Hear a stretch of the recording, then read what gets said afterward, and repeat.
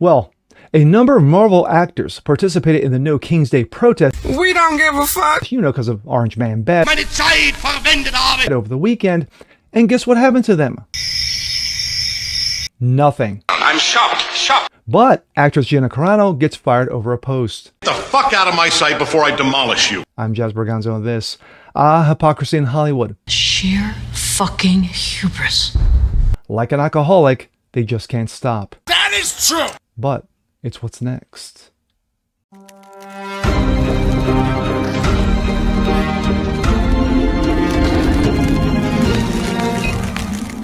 What's up, everyone? Jazz Berganzo, what's next? Your daily dose. Hope you guys are feeling good today on this Wednesday. Well, as we all know, there were a number of, peaceful protests and gatherings over the weekend. Everyone's, standing around, holding hands, singing Kumbaya, united for the cause, to try to make the world a better place. Now the news. No, that wasn't the case. There was, burnings and bombings and destruction and police getting hurt, people getting hurt, buildings looted, stores robbed, and burned to the ground. But there was some protests going on. A number of so-called No King's Day protests were, appearing in different parts of the country. And, of course, people participated, in acting the fool. And, but leave it to Hollywood to make sure that, hey, we got our foot in the door. We're going to make our stamp. We're going to make our stand. And how bad Orange Man Bad truly is. Well, a number of Marvel actors appeared at these different protests, to participate. And guess what happened to them after they got back? Did the studio scold them? Did they get a good finger wagging? Did he say, hey, yeah, you know what? You might have gone a little too far. Nothing. But actress Gina Carano got fired over a post. Yeah. And here we go. This comes out of That Park Place. Mark Ruffalo and other Marvel actors attend No King's Day protests and tie Marvel properties into anti-Trump rhetoric. Gina Carano was fired over a social media post. Over the weekend, several prominent Marvel actors joined nationwide demonstrations known as the No King's Day protests, a coordinated political campaign designed to publicly oppose Donald Trump. The protest featured Hulk actor Mark Ruffalo, Spider-Man actress Marisa Tomei, Thunderbolts actress Julia Louis-Dreyfus, and even Guardians of the Galaxy star Glenn Close. Organized to frame Trump's governing style over authoritarian, the protest drew thousands across the country. Ruffalo was photographed marching in New York City beside Susan Sarandon, holding an American flag and wearing a hat labeled immigrant. Okay. Speaking to MSNBC during the event, the Avengers actor invoked the name of Avengers in "We seek our democracy in real trouble. We see a president who has made himself a king and a dictator, and we don't see an opposition that's powerful enough to stand up against the trampling of our rights and trampling of our Constitution. We're going to have to be brave if we want to be free. Literally, together, we're the Avengers now." What an ass. Let's hear from him himself. Sadly, today, Donald Trump and the administration of billionaires, crackpots, and ice brigades have taken over. We have a king and his court and his beige henchmen, and they're trampling on our rights and our laws and our freedoms, making themselves richer with taxpayer dollars and making us less safe with their love of other kings and dictators and the likes of Putin and Netanyahu and Kim Jong-un of the world. You tell him, Mark. Idiot. Ruffalo also characterized Israeli Prime Minister Benjamin Netanyahu as a dictator along with Putin and Kim Jong-un, as seen in the video above. Of course, there was conveniently no mention of Chinese President Xi Jinping, who rules over a country where Marvel movies rely on hefty box office returns and, of course, a lot of editing. Ruffalo's comments are far from subtle. Comparing the sitting president of the United States to a dictator and framing himself as part of a resistance movement while tying a Disney-owned IP into his rhetoric is an aggressive political statement, but one that has come with no professional consequence.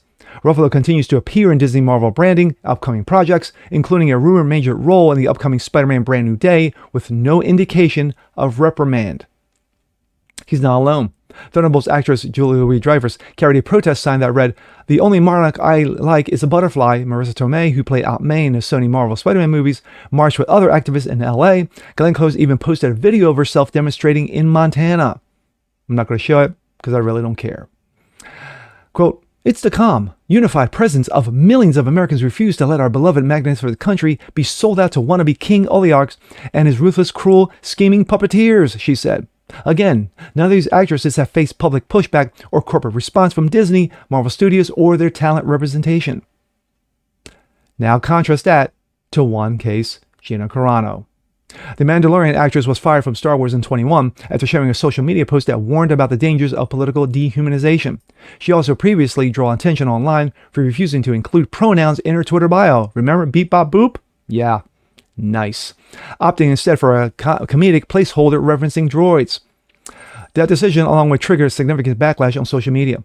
But it was her historical analogy post, which did not name any specific modern figures, that led Lucasfilm to label her content abhorrent and unacceptable, and announced that she was not currently employed by Lucasfilm and there are no plans for her to be in their future. But of course, those who, have short memories, she posted, "Jews were beaten in the streets, not by Nazi soldiers, but by their neighbors, even children. Because history has edited, most people today don't realize that to the point where Nazi soldiers could easily round up thousands of Jews, the government made their own neighbors hate them simply for being Jews. How is that any different from hating someone for their political views?" But yeah, that was a little too much for Disney. Just a little too much, and she had to go. Carano's firing was immediate. Her character, Cara Dune, was removed from all marketing and her toy line was quietly pulled from the shelves. No interview, no second chances, no latitude for personal views. It's a glaring double standard. Public figures like Ruffalo can accuse a sitting president of being a king and a dictator, participate in large-scale protests, and align themselves with anti-government rhetoric while directly tying Disney's IP into statements and face no fallout from Disney or its subsidiaries. My thoughts. There's a little more, but there you go. The hypocrisy. The utter, blatant hypocrisy, the double standards are there in full view. Gina Carano, who basically made a post, she had disagreements regarding the shutdowns, the wonderful magical vaxes, and of course, COVID itself, the pandemic.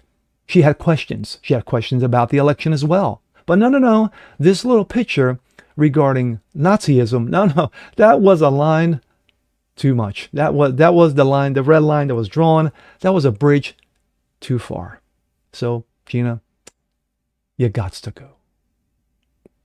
Pathetic, absolutely pathetic, that you have these asswipes who pose as actors shooting their mouths off. It's one thing that if you know your political stance, if you're really attuned into politics, not the pseudo politics, not the clickbaiting, Ray beige garbage, but actual politics, then I can see, are you sitting there, in an interview setting or what have you, and speaking your mind.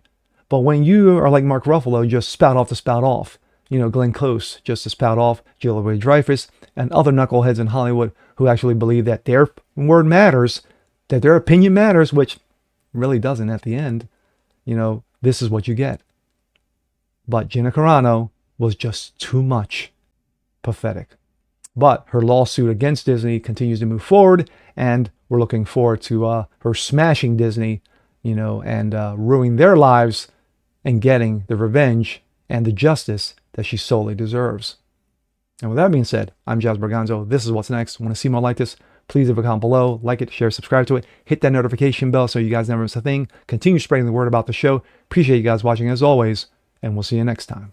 Peace.